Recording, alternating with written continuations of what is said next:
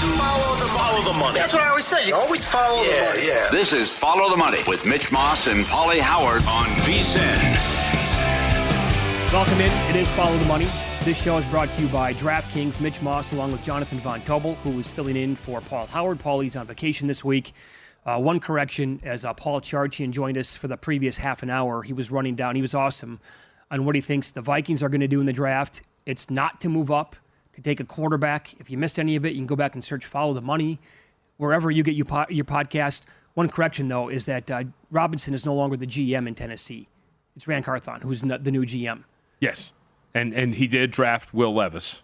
Now, having said that, we have seen GMs move on from guys pretty easily. When you're talking about a third or fourth overall pick, it's easier to move on from them, so it's still a reality, but very much worth correcting. It is. The Arizona Cardinals went back-to-back quarterbacks in the first round. Yep. A couple years in a row. The Rosen one, I thought he was going to be it. Matt Human still makes fun of me to this day. How about the story that came out today on ESPN with Bill Belichick? There's something that was Seth Wickersham and Jeremy Fowler wrote at ESPN.com called, quote, voted off the island. So the Falcons did not rank Bill Belichick in their top 3 candidates this year.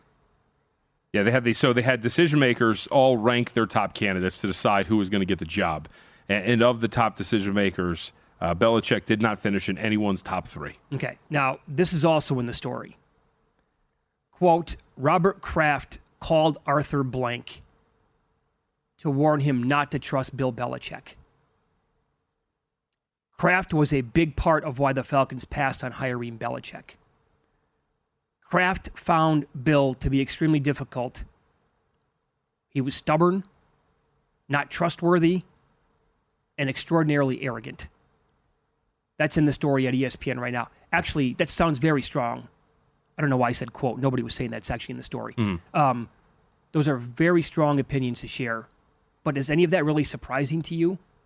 That those comments that Kraft would actually have about Belichick, probably not surprising, but maybe the fact that he shared them with another owner in the NFL, that might be the part that's a little surprising. Sure, especially when you know that Belichick's up for the job, which you could really, obviously, and it seems, at least according to this piece, greatly affect the chances of him getting hired. In fact, they even go on to say in the piece that was one of the main reasons why. I would imagine, right? When you get that from the horse's mouth. Now, and I'll say, too, when you read it, this is part of it. A Falcons source said, quote, Blank likes coaches who feel like part of the family, and it wasn't going to be that way with Bill. If you're making hiring decisions on whether or not it's warm and fuzzy, I do think that's a flaw in the process, considering the job that you're hiring for and whatnot. And, look, sometimes people are good at their jobs and they can be a little bit cantankerous, but the fact that you get that dynamic of clearly there was some kind of falling out to a degree between Kraft and Belichick, and then he immediately turns around when he's looking for a job, which is surprising too, because part of the speculation that we all had, like the general was Mitch that, like, are you going to let Belichick come in and take control of this franchise like he did with New England? By all accounts, at the beginning of the piece, he had told Atlanta, I don't want that. I'll work with your front office. I'll do whatever you guys want to do. I just want to come in and be the coach. So then for Kraft to come back and just kind of, mother F the guy to an extent after he's done, it's kind of shocking. One of my most hated things in all of like sports media or a sports discussion today, I can't believe we're still having LeBron versus MJ stuff. Yes. Like, what's the point? Why? It's been going on for 10 years. Enough already, right? The other one is the idea that it was all Brady in New England and not Belichick. So if the owner, Robert Kraft, is going to undress him to another owner in the league and basically eviscerate the guy, can you also point out, oh, by the way, yeah, he's arrogant. He was a jerk. He's tough to deal with. I got to tell you, he was an unbelievable coach. What's the most underrated part about like these last few years of Belichick, the fact that what he was getting out of those defenses the last couple of years, they were great. He took Mac Jones to the playoffs that first year. They had won. I think they had won and covered 7 out of 8 games going into that thing. Like, it was incredible what he was able to do. So like that's always been my thing too. Is just I don't think there's any question he can coach. It's just he can't be a GM. He can't make decisions when it comes to roster decisions, personnel. Like we've seen it for a long time. We saw it on the offensive end for a really long time. He couldn't pick a wide receiver to save his life. But the rest of it, there's definitely more he can offer. I'd be fascinated to see if he gives it another go next offseason when there's a job that opens up. I think he probably will. Beyond that, who knows? Because then he's going to be, aging and getting into his mid-70s at some point. They ran the football the entire game in that one win against the Bills. They threw the ball 3 times, and they won the game. How was that for a game plan? How about over the years and the way that guy knew the rule book and other coaches did not, when Harbaugh and the Ravens were befuddled when he did something with like an unbalanced line in the playoffs and caught him off guard, and they were irate. No, it's in the rules, pal. I can do that. It's legal. That guy, the defensive game plans that he would come up with, absolutely genius. And I tell this to people all the time. Oh, you think it was all Brady? Belichick had nothing to do with that. Okay, here's what I want you to do. In your head, I want you to think about what the Packers would have looked like with Bill Belichick as their head coach, with Aaron Rodgers for the last 15 years, and what Tom Brady would have looked like with Big Mike McCarthy. Yep. Flip those coaches. Tell me how it would have gone. I mean, go back to one of the things that he deserves a ton of credit for that he also doesn't get. Go back to one of their last Super Bowls. Sean McVay and the Rams were a machine on offense. Nobody was stopping them. And then Bill Belichick got 2 weeks to get ready for them. And he absolutely suffocated that Scored offense 3 points the entire time. But it was incredible watching that. Like that narrative it's almost like the Rudy Gobert thing for me. Like the narrative that Belichick couldn't coach was nuts. You just weren't paying attention if that was the case. Yeah. All right, to the NBA here. And the Lakers got the job done last night. It got hairy. In fact, the game got tied in the fourth quarter after they had a 17-point lead on the road against the Pelicans. They won the game. They're in the playoffs. They are the 7 seed. Now, Denver opened up as high as minus 450 to win the series, and they were bet down immediately, right? When we started the show, Denver was 310, minus 310 to win the series now. And that is the current price against the Lakers. So the instant reaction was people saying, "Not too high of a number, got to take LA in this spot." Was that an overreaction to them looking good the last couple of games and playoff LeBron? I mean, it could be a combination of two things. I think it's that. And they have looked better down the stretch. Of course, I think they're 22-11 in the last 33 games, something like that. Yeah. And the schedule's been a little bit weak, but like they've looked really good. And if you look at them offensively, they have turned things around. They're different from where they were last year. They're actually a good three-point shooting team. They don't take a lot of threes, but they're a good three-point shooting team. Well, how big was Russell last night? Russell was absolutely fantastic. You got a 3 or 2 from Gabe Vincent. He showed up, and of course he has not been available for most of the season because of an injury. So I think this Lakers team is better. I don't think there's really any question. The problem you run into is when you steer more into the offense like they did and you play some weaker perimeter defenders, that's where you're going to get yourself into trouble. Your perimeter defense is not as good. So are you going to be able to stop Jamal Murray when he's running these pick and rolls with Nikola Jokic? What is your game plan for Jokic? You go back to those Western Conference Finals, we've seen it since and before too, but it's been a little bit more prevalent where they decided, let's try Rui Hachimura on Nikola Jokic and let's have Anthony Davis as a roving defender to try to come in and help and contest shots. That didn't work. Jokic was awesome. I think he averaged a triple-double on like 55% shooting. Yeah. There's no stopping a guy like Jokic. So does your bench eventually come in and potentially win this thing for you?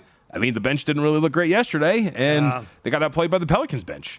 I do wonder how you just stop Nikola Jokic and what the game plan is there. They're probably more competitive. I know I made the joke. I set it up that, they're going to be way better. They're going to lose in 5 this time around. I think there's a true reality where you win in 6 if you're the Denver Nuggets, and that you're pushed a little bit more here. But the reality for me is that the Nuggets are, and this isn't going down a limb because they're $3 favorites, that they're going to win this series.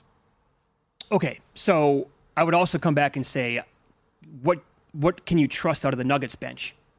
No, I think that's that's why I think you go back to this being extended out, right? Yeah, that's a fair criticism. I think it's going to come down to the starting 5 versus the starting 5 for the most part, right? And the starting 5, they were really good last night for the Lakers. However, the Denver Nuggets have the best starting 5 in the Western Conference. And I think some would argue it's actually better than the Boston Celtics. I don't know if I want to go that far because the Celtics on paper are like the 2017 Warriors. But you get my point, right? So that the starting 5 for Denver, if they're healthy, like if Murray is going to be healthy for the entire playoffs, I don't see a team beating Denver. And can the Lakers really win a 7-game series when, in theory, 4 of them are going to have to be played in Denver and at altitude? It's going to be a tough obstacle to overcome. Yeah, and I think so. One of the things that people are immediately going to point to and this is fair criticism, right? When you look at it, Nikola Jokic this season, just off the floor in general, they're outscored by 11.1 points per 100 possessions. They average 105.6 points every 100 possessions on offense. It's extremely poor. However, the ace in the hole here for the Denver Nuggets is what they've done is you have your Aaron Gordon at center minutes, which has been very, very effective for them in the past. They did it last year to offset some of those. And when you have Aaron Gordon at center this year, your offense isn't great, but a defensive rating of 105.3 if you're Denver. You still have, right, a really good weapon in there that you can kind of offset some of the negatives of Nikola Jokic not playing. And that's what I think you're going to see here to kind of make sure that your bench is going to be in position. But to your point overall, your backcourt is going to be Reggie Jackson, Christian Brown. Like, what are you going to do there? And with some of these other guys, Peyton Watson has been good at times, but he's still an untested kind of commodity. They're coming off the bench in big minutes. And that's why I think you do get ultimately a little bit more competitive series when it comes to actual results. Nuggets minus 1.5 games is minus 140. Mm-hmm. That still gets you 6, right? 4-2. Denver minus 2.5 games plus 145. Sweep or a 5-game series. That would be. I think I'd rather lay the 1.5. Put you in a little bit of a better position there. But I think that's more of a reality. And obviously you still get the sweep in there and everything like that. I would not get greedy and go 2.5 games. No. I would not do that. But we should ask, too, Anthony Davis didn't look great yesterday. No, he looked like he was hurt. Yes. Right? And that's part of it, too. Like and we had that weird dynamic last year where it was like, what was it, the odd games and the even games, and the even games he only showed up in. But he didn't look great. Missing bunnies around the rim, didn't look as dynamic, got a great one-handed offensive rebound. But I think that's a real question to ask, too, as you move into Saturday. We have in-pocket plays coming up next. We'll also look at that number now for the Kings, who were swept by the Pelicans this year on Friday night, and the 2 playing games that we have coming up tonight here on VSiN.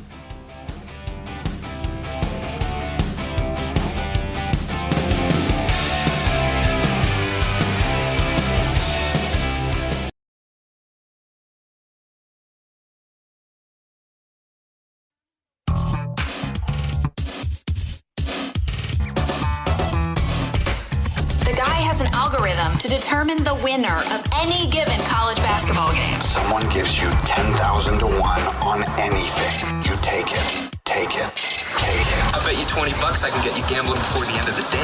No way. I'll give you 3 to 1 odds. Nope. 5 to 1. Nope. 10 to 1. You're on.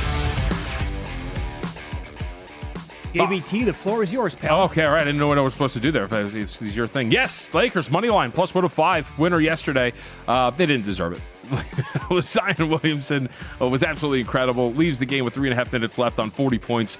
Looked like he was going to start to crush this team, and ultimately not the case. He was crushing them.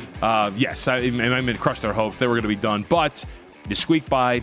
I won't make it an official accusation, but I do think that maybe there was some. It wouldn't be the worst thing in the world if we lost this game. Thoughts on the sideline of the. It's funny. The point where Austin Reeves throws up the lob to Anthony Davis right near the end, it's like a minute left or something like that. Anthony Davis almost looked upset. He was like, man, we got to, there's no way I can't catch this lob and make this obvious. Man, we got to win this game.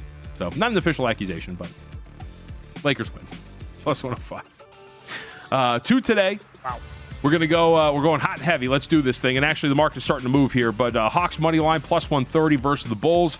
I think that the Hawks obviously going to win this game. Good matchup for Atlanta. We get into the details of that here against Chicago. But I would expect that we're going to start to see the market move here for the Atlanta Hawks in this matchup against Chicago. And laying it with the Philadelphia 76ers. Sorry, not buying it. The Heat have been resting on the laurels of a finals run all season long. Jimmy Butler's starting to do the media thing, talking about nobody wants to see us in the playoffs. That's right, and they won't because you're not going to make it. You're going to lose this game, and you're going to lose to the Atlanta Hawks. 76ers win, take care of business.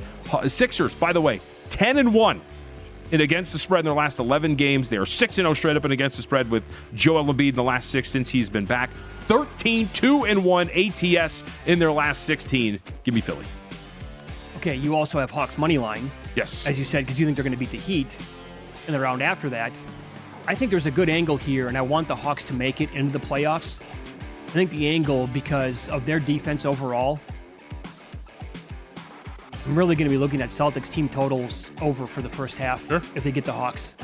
Yeah, I really want that to be the 1-8 matchup. Yep, and we'll hope that Jalen Johnson is going to be healthy too, because he's not going to play here in this game, but he's a big part of what they do defensively.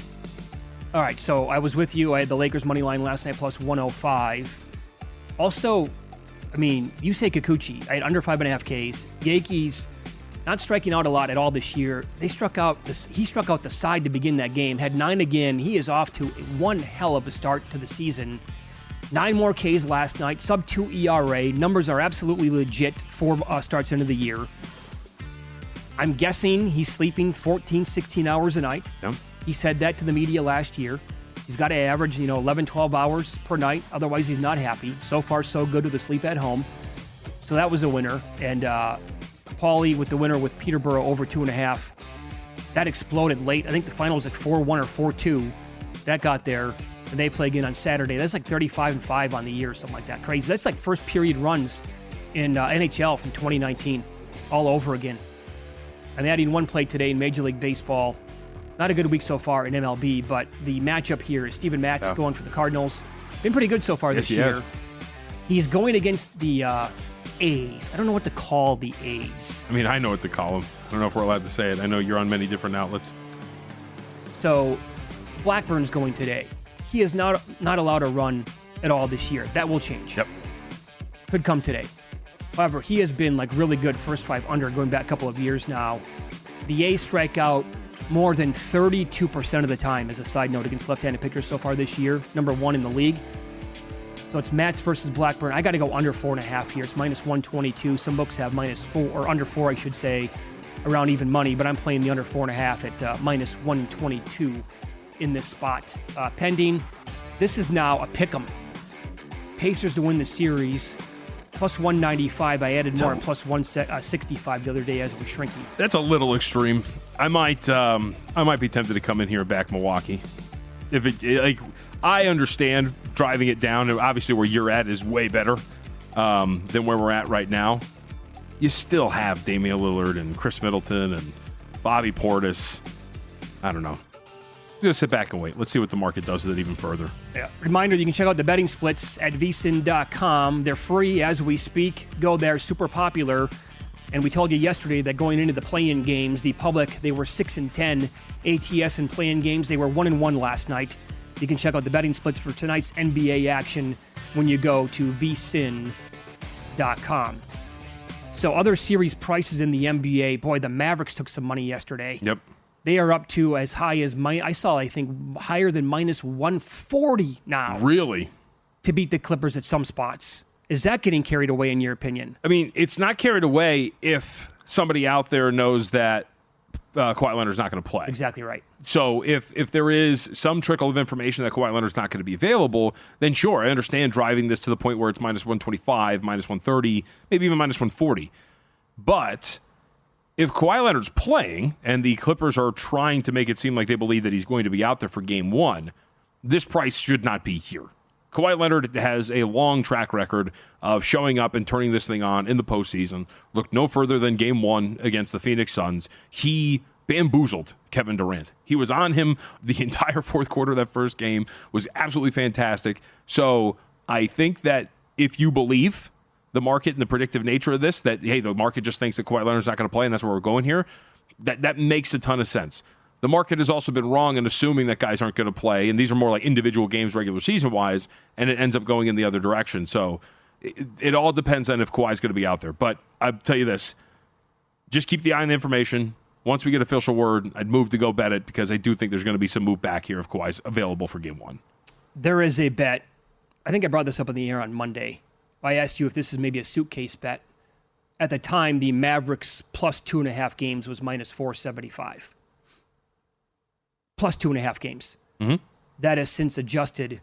Obviously, it's going everything else, the derivative markets are going to move when the series price moves as well. That's now minus 650. I did not bet it. Wish I would have. I liked it anyway, but I get it. People don't want to lay a big number like that. Sometimes I think it's okay. That was minus 475. I think the Clippers can win the series, but I don't think they can do it even with a healthy Kawhi in 5 games. Well, I'll tell you what gets more interesting for me is the series total. So now you're talking about 5.5 over minus 195. As this continues to move, if the market does not believe that this is going to happen, right, for Kawhi Leonard, if he's not going to be out there, over 5.5 becomes more palatable because, again, we're talking about a team that is favored by about minus only 125, and you're looking at 5.5 over minus 195. Like, I think that's something where, again, this is going to be a competitive series. And I even think if Kawhi doesn't play, you're still talking about a potential 6-game series. It's not like the Clippers have nobody on this roster. Right. So like, that's going to be more interesting. And again, too, especially if Kawhi plays, Mitch, when you talk about the actual matchups that are going to be on the floor, everybody keeps talking about Luka Doncic and the ability to pick on like Ivica Zubac and whatnot. You know that Kyrie Irving and or Luka Doncic are going to have to defend one of James Harden, Paul George, or Kawhi Leonard if he's healthy and ready to go. Yep. Like, that's just math, right? That's the way this thing works. So it's going to be fascinating to see that. It's not this perfect matchup here for the Dallas Mavericks. And there's this weird, like, I want to say this, like, what's the term they're throwing out? The Mandela effect, right? That, like, hey, Mavericks own the Clippers, Doncic owns the Clippers got no shot. Luka Doncic has a league record against the Clippers. They have beat him both times they faced in the postseason. Ty Lue has been the head coach for both of those series. Kawhi Leonard and Paul George have both been on the floor for both of those series. So has Ivica Zubac. Like, there's some continuity, I think, that is being ignored here, in which the Clippers have had success against Luka Doncic and the Dallas Mavericks. The market also continues to move on the other play-in game now in the Western Conference. Kings-Pelicans. Pelicans were 5-0 against Sacramento this year. It's the first time that happened in the NBA since the mid-'90s, where a team was either 5-0, you could flip it, the Kings were 0-5 against them, and now because of the question marks around Zion Williamson getting hurt late last night despite scoring 40 against the Lakers, they're down to a 1-point favorite now.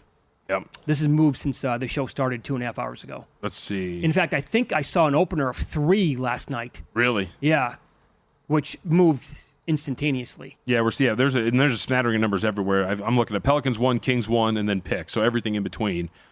This is just all about whether Zion's going to play. And again, too, 100%. Yep. It's about Brandon Ingram too. The fact that he can't get on the floor the last 7.5 minutes of a game that was tied, that could get you into the postseason. That's troubling, I think. Yeah. Especially when afterwards the coach comes out and says, "Yeah, I didn't want to push it when it came to his health and his availability." That doesn't sound like a guy who's fully healthy. No, it was strange to watch last night down the stretch, right? Because McCollum was so bad in the game, shooting from the floor. And then you're kind of wondering, well, what's going on? Why have we not seen Brandon Ingram on the court now for a while? And you're looking, it's like, yeah, he hasn't been in a long time, never got back into the game. And then just the cruel world that is for Zion Williamson, for him to hurt the leg again. He's got to leave, and he's got 40 on them. And especially when in that moment, and in those last few minutes, you're dying for offense. And Brandon Ingram can score, at least when he's at the peak of his powers, and you're just like, now, like, it's okay. All right, Dylan Sullivan's going to join the program coming up next, in charge of the draft props here at Circus Sports. We'll ask him about their philosophy posting props this year and how he decided which players to offer odds on next here on VSiN.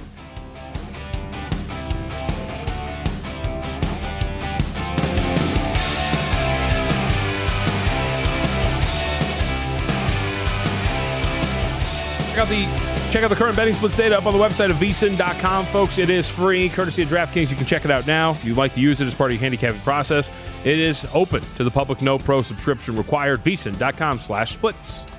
NFL draft props here as Dylan Sullivan joins the program. He's a risk manager here at Circus Sports, in charge of all of the NFL draft props. Good morning, Dylan. Good to see you today. How are you? I'm good. How are you?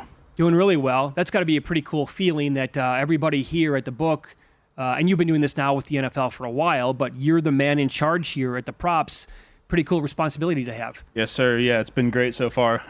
Action's flying. We got 51 players over under, a few team props. So, yeah, everything's been great so far. What was the philosophy here at Circa this year, posting because it's changed, I think, right, over the years of when they were going to get posted, who you were going to select to put up on the board, how much you were going to take as a limit. And you guys, I think, just came to the conclusion that, okay, we're going to post a bunch. You were in charge of picking the players, and then we'll put a $500 limit on all the bets. Yeah, so a few years ago, we've kind of done this different every year, kind of testing new things out. So a few years ago, we did like 100 player over-unders at dime limits. So that didn't go so great for us. So we scaled back over the past couple of years. And then this year, we decided to try to offer a little bit more, but we're going to do nickel limits to try to protect ourselves. And then we kind of decided to do at least 50. That was just the general guideline. So okay. I kind of just went up the list, kind of like rankings by position. I wanted to get a little mix of every type of position, so quarterback, running back, receiver, corner, edge, so on. And that's just kind of the amount of guys I ended up with. A few guys ended up getting cut at the last second because their ranges were all over the place. But yeah, that's pretty much how we decided the list. So when you guys have these up, how reactionary are you to any single bet? And is the assumption just if it's a limit bet, there's based on information? Because we saw last year, right, everybody freaked out about the Will Levis Reddit post. Right. That kind of changed everything. So how do you guys react when it comes to information and what you're getting on some of these bets when they're up? Yeah, everything's super reactionary. Like if I'm taking a full limit bet on something, I'm just moving it to the point that I'm not earning to it.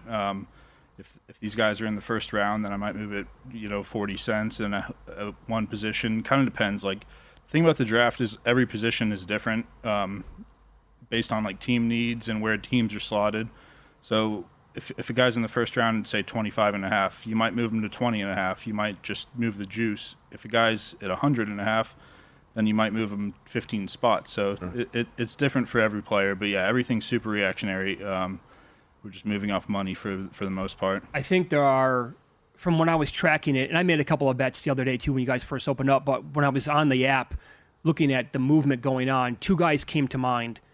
One was Keon Coleman, wide receiver, Florida State. So I think he opened up, was it 40.5? I want to say he was 48.5. Okay. He might have been 40.5. You know what? It might have been 40.5, and then he moved down right away, right? And then he moved back. So when you moved him like 8 spots, was that from one bet? Limit bet, or was that from multiple limit bets? Yeah, that was from one bet. So that was from one bet. So one bet could move him a huge percentage of his total number. Another guy, and it was more of a drastic move, was Wisconsin running back Braylon Allen. I think he moved 35 spots maybe in that range. So how many bets did you take on him before you go, where this was way too low? I want to say that was off 2 bets, maybe 3. So yeah, that was a huge jump as well. And then when those bets come in, is it one right after another?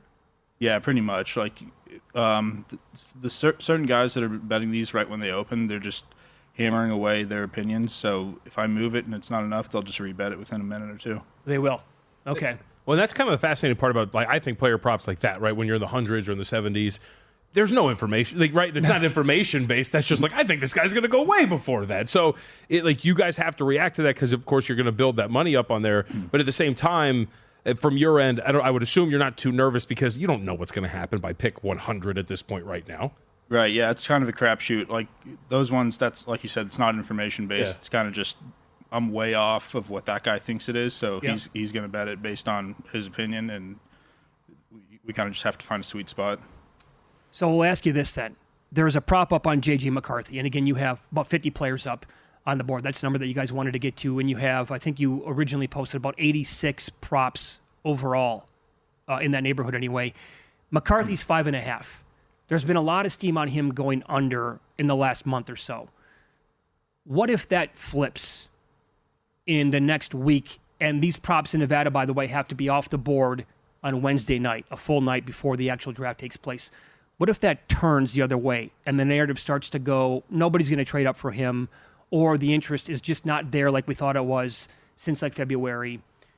Would you consider moving? Because that price point there at 5.5 over plus 145, you can't really move his position that much, right? You would just have to tinker with the juice, I'm guessing? Yeah, especially in those top 10 spots, you really don't want to move the numbers around too much because, one trade can kind of screw things up a little bit, but if he's going to go 4, 5, 6, like that's kind of his range. Unless like he slides a little bit, maybe he goes back end of the top 10, but you really don't want to be moving those numbers too much. It's only going to be the juice on a guy like that. Has that been a popular prop, by the way, J.J. McCarthy's draft position? It has been a popular prop. There's a lot of two-way opinion there because a lot of the mock drafts have teams trading up for him, but obviously I don't think the Giants or the Cardinals are like the top 2 teams that are looking at him, I guess. So it's kind of trade dependent. And like you said, maybe the number will move because if it comes out that those 2 teams are keyed in on certain other guys, then maybe he ends up going 6 or so, and we kind of have to move the number. So by extension, quarterbacks in the first round was also pretty fascinating watching it from your perspective. I think minus 225 was the opener on the over, if I remember for you guys, somewhere in that range. That sounds right. Yeah, and then it got bet down. So where did you guys eventually end up? Because I thought there was some sort of action on both ends, right? Once it got to a point, it got bet back up. Yeah, that's been the most popular prop of this draft by far. So we've moved around. We were at over minus 225. went all the way down to over minus 125, I think, and right now I believe we're sitting at minus 185 on the over. So it's been all over the place. That's been the best prop by far. That one's number one. What's the second most popular prop?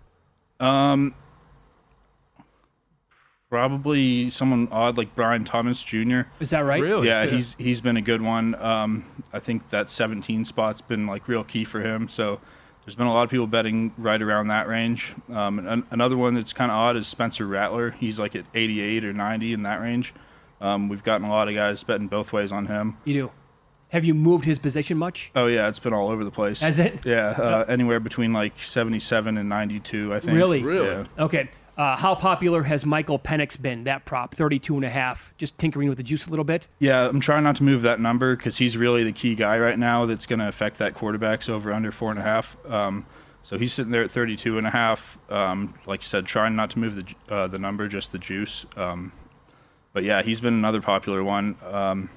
I think yesterday was a lot of understeam on him, which kind of correlates with the 4.5 for the quarterbacks. But yeah, Penix, he's that wild card right now. Another one, and I think bettors gravitated to this one right away, was Bo Nix, right? Because you opened up 32.5, juice to the over on that, and you moved him, I think, immediately to 34.5. Yeah, he's there's not a lot of interest on him going in the first round. Other shops in town have a version of 26.5.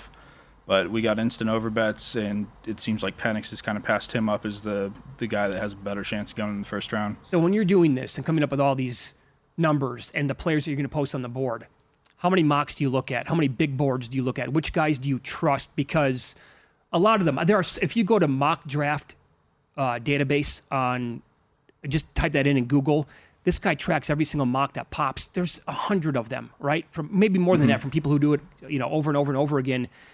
Nix has consistently been going 12 overall to the Broncos, and you just say that's not going to happen, right? Is that basically your theory on that? Yeah, pretty much. I mean, I'm kind of looking at the market and respecting bets, but other than the Broncos at 12, which seems like a reach at this point, it doesn't seem like there's any other team that's really looking for him in the first round. But to answer your question, it's kind of a learning experience looking at a bunch of different mock drafts. I'm really looking to see who the bettors respect the most because I don't have a great history with this. So I'm kind of looking all around, and then every day someone releases a new mock draft and certain guys will bet off of it. So I kind of just make a mental note, all right, they respect this guy. But I couldn't tell you the number one guy off the top of my head. Yeah, I'm guessing that when Daniel Jeremiah does a new mock, Yep.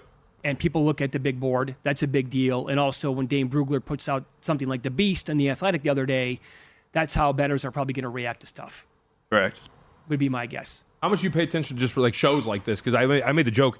Schefter the other day went on a podcast and told them, buy your Jaden Daniels jerseys now. And it wasn't an official report. And then he comes on yesterday. He goes, well, I don't know if that's going to happen. So how much of that is reacting to information, or is it just for you? It's all about what money's coming in. You're going to only adjust off of that. A little bit of both. I definitely want to be aware of people on shows giving stuff out, so I know if that's where the money ends up coming from. But I'm not always just moving straight off of what they say on TV, Yeah, probably not a good idea. Yeah. Right? A lot of hot takes there. Yeah, for sure. It's Follow the Money here on VSiN, the Sports Betting Network. You'd have Jaden Daniels as the favorite to go one if that was the case. Dylan Sullivan, our guest, risk management team here at Circa, in charge of all the NFL draft props. I want to ask him how the props were received in Chicago compared to Las Vegas, and we'll get into, finally, Marvin Harrison took some money. Find out which way coming up next.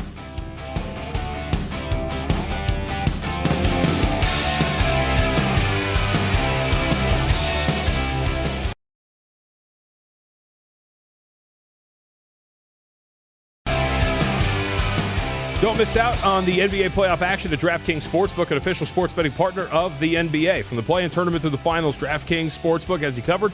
Same-game parlays, live betting, odds boosts, and more. Download the DraftKings Sportsbook app. You can use the code VSiN. New customers can bet $5, get $200 in bonus bets instantly. That's code VSiN, V-S-I-N, only on DraftKings. The crown is yours. All right, we continue here talking NFL draft props. Dylan Sullivan, our guest, part of the risk management team here at Circa, in charge of all of the draft props. So when you posted the 80-plus props you have on the board now at Circa, not only here in Nevada, but in every other state that you're in. Is Kentucky, can you put props up in Kentucky? Kentucky's the only state we're not allowed to put You're not them up allowed in. to, okay. But when you put them up 2 days ago, how was the action in the first 30 minutes to an hour? First 30 minutes were just nonstop. I couldn't even keep up with them. I had a guy kind of over my shoulder, kind of pointing stuff out. Hey, you missed this one, you missed that one. So yeah, we got double popped on a few of them. But yeah, after the first 30 minutes, things kind of settled down, and then every hour or so, guys will keep making their waves. But first 30 minutes, it was impossible to keep up with. I wouldn't be able to do it. That'd be too nerve-wracking. Really quickly, so we have the rule out here, as Mitch mentioned, 24 hours before the draft. Will you adhere to that in all the other markets, or how are you guys going to handle that in terms of keeping them up prior to the draft 24 hours? I believe in Nevada and Iowa, we have to pull them 24 hours. Okay. We're waiting on word in the other states, so that's kind of to be determined. How were they received in the Chicago area compared to out here in Las Vegas? Oh, it was great. I would say Chicago's probably been our number 2 state, or Illinois has been our number 2 state as far as draft action. Yeah, you have some really cool specific index props up for the Bears. Like, for example, the position of the Bears' second pick in the first round. Yeah, that's... Oh, sorry. No, go ahead. Yeah, that's been kind of an intriguing one. It hasn't moved around a whole lot. I think we've taken some action on edge, D-line being their second pick.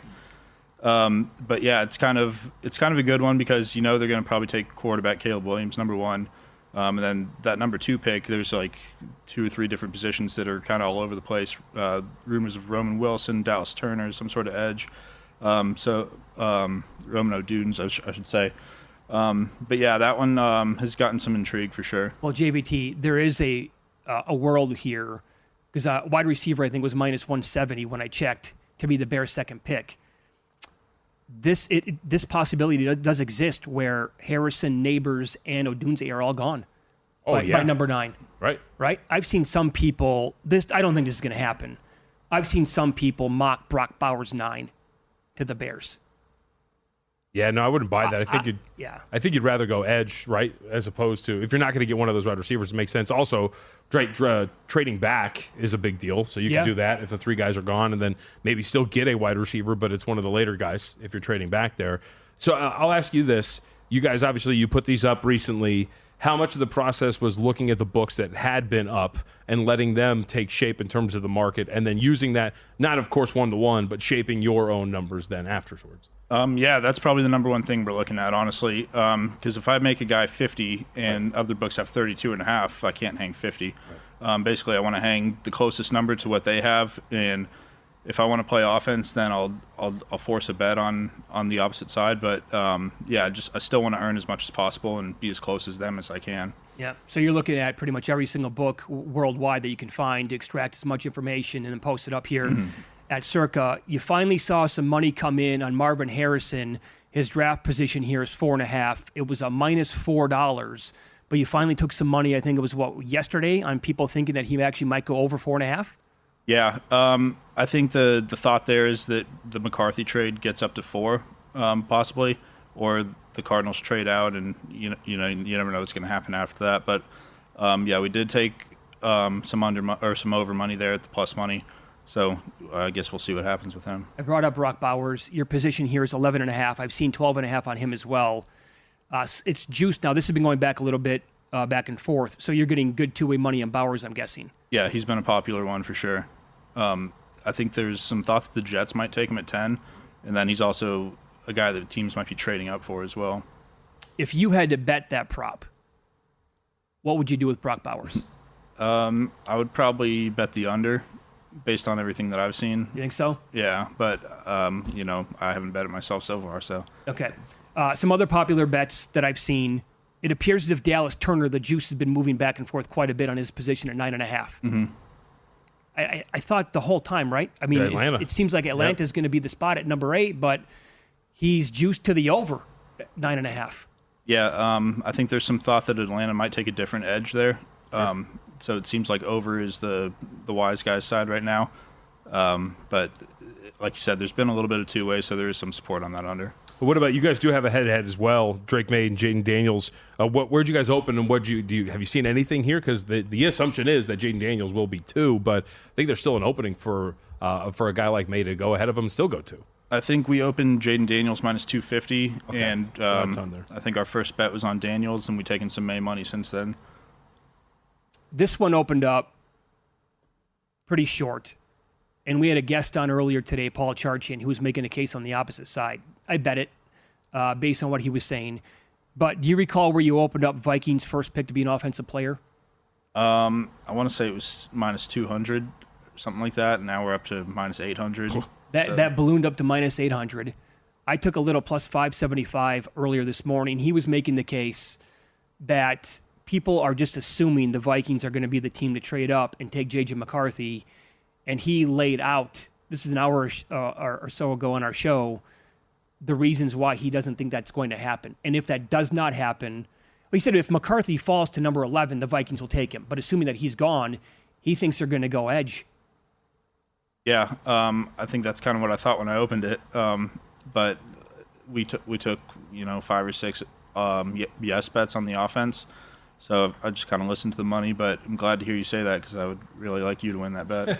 Okay. Is that like the number one bet that you were pounded on more than anything else? Yeah, as far as the team stuff, that was the biggest runaway by a mile. Wow.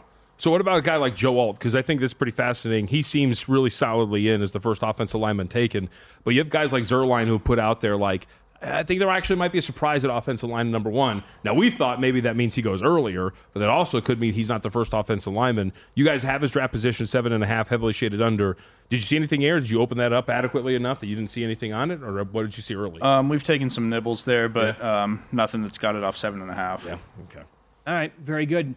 A lot of fun, though, with this whole process? Yeah, it's been great. Like you say, nonstop action, keeping me busy, so it's been fun. So when you were in charge again of coming up with the players that you wanted to list, are you going back and looking at big boards and the positional rankings and saying, okay, I can probably pick and choose from like the top 6 or 7 guys at wide receiver and just post a number on them, and you wanted to do that with pretty much every position that you could? Yeah, to some degree. I think we only have one safety. Offensive players, I guess, are just more interesting in general, so more quarterbacks, more receivers. But I wanted a little bit of every position, and I just went off a couple big boards and picked the first 3 to 10 guys for each position. Have you noticed that the draft is becoming more popular every single year for people to bet on? Because we were talking about this off the air earlier today.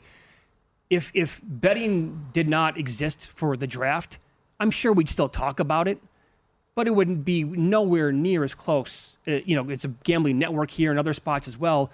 We wouldn't talk about it as much as we do now, but it's fascinating because of all these prop bets that are on the board. Yeah, for sure.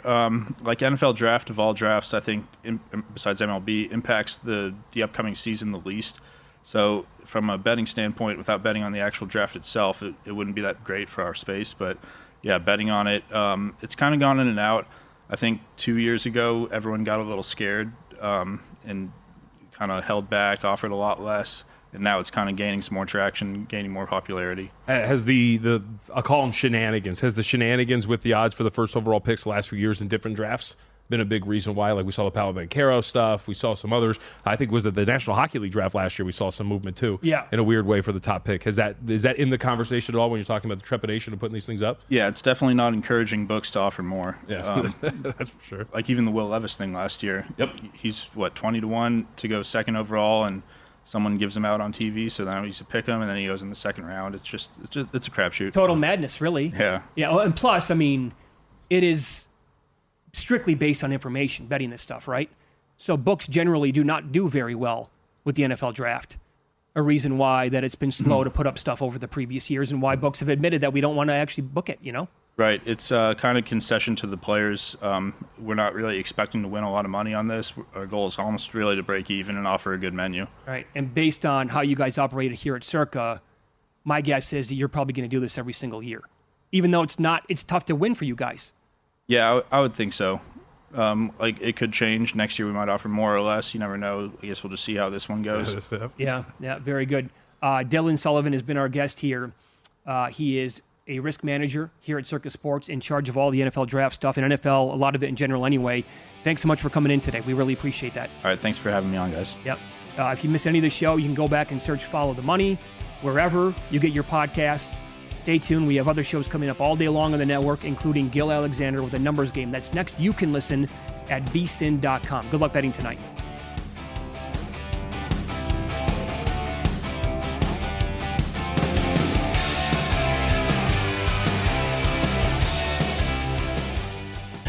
The 82-game preseason is in the books, and